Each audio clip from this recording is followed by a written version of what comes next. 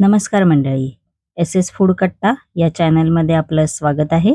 आज आपण non veg starter recipe पाहणार आहोत, ती म्हणजे कुरकुरीत मांदेली फ्राय. चला तर या रेसिपीचं प्रथम आपण साहित्य बघून घेऊया. त्यासाठी लागणारं साहित्य आहे, इकडे मी मांदेली आहेत ती चांगली स्वच्छ पाण्याने धुवून अशी साफ करून घेतलेली आहेत, बघू शकता तुम्ही. त्यानंतर मसाले घेतलेले आहेत, त्यामध्ये मी 1 चमचा बेडगी मिरची मसाला, 1 चमचा हळद, 1 चमचा लाल तिखट मसाला, कोकम, चवीनुसार मीठ, 2 ते 3 मिरच्या घेतलेल्या आहेत. त्यानंतर 2 चमचे तांदळाचं पीठ, 2 चमचे रवा घेतलेला आहे. आपण आता रेसिपीला सुरुवात करायची आहे. आपण आता या मांदेलींमध्ये मसाले घालायचे आहेत. लाल तिखट मसाला घालायचा आहे, त्यानंतर हळद घालायची आहे, त्यानंतर याच्यामध्ये आपण कोकम घालणार आहोत, मिरच्या घालायच्या आहेत, चवीनुसार मीठ घालायचं आहे. त्यानंतर आपण आता हे हाताच्या साहाय्याने असं मिक्स करून घ्यायचं आहे. बघू शकता असं मिक्स करून झालेलं आहे आपलं.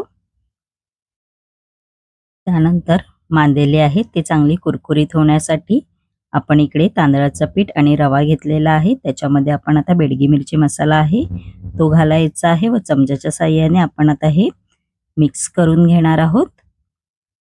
बघू शकता असं मिक्स करून घ्यायचं आहे. तवा गरम करायला मी आधीच ठेवला होता.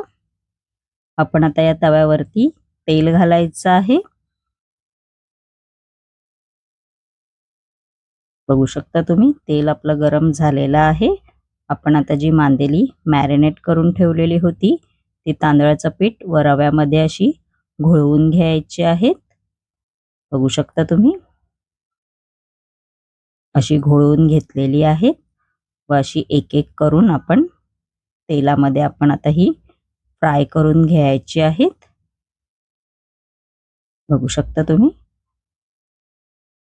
2 ते 3 मिनिटं लागतात फ्राय होण्यासाठी. गॅसची फ्लेम इकडे मंद आचेवरच ठेवा. बघू शकता तुम्ही आपली मांदेली आहेत ती चांगली मस्तपैकी अशी फ्राय होत आहेत. मस्तपैकी तुमच्या तोंडाला पण पाणी सुटलेलं असेल, मला तर आवडत नाही, पण तुम्हाला दाखवण्यासाठी मी करत आहे. माझी आई करत आहे ही रेसिपी. दुसऱ्या बाजूने असं पलटी मारून घ्यायचं आहे. बघू शकता दुसऱ्या बाजूने पण असं शेकून घ्यायचं आहे आणि मस्तपैकी आपली कुरकुरीत अशी मांदेली फ्राय तयार झालेली आहेत. तुम्ही हे मस्तपैकी अशीच पण खाऊ शकता किंवा भाकरी चपाती बरोबर पण खाऊ शकता. माझी ही रेसिपी जर तुम्हाला आवडली असेल आणि अशाच नवनवीन युनिक रेसिपी जर तुम्हाला माझ्या चॅनलवरती पाहायच्या असतील आणि तुम्ही जर माझ्या चॅनलवरती नवीन असाल तर नक्की एस एस फूड कट्टा या चॅनलला लाईक, शेअर अँड सबस्क्राईबर करायला विसरू नका. धन्यवाद.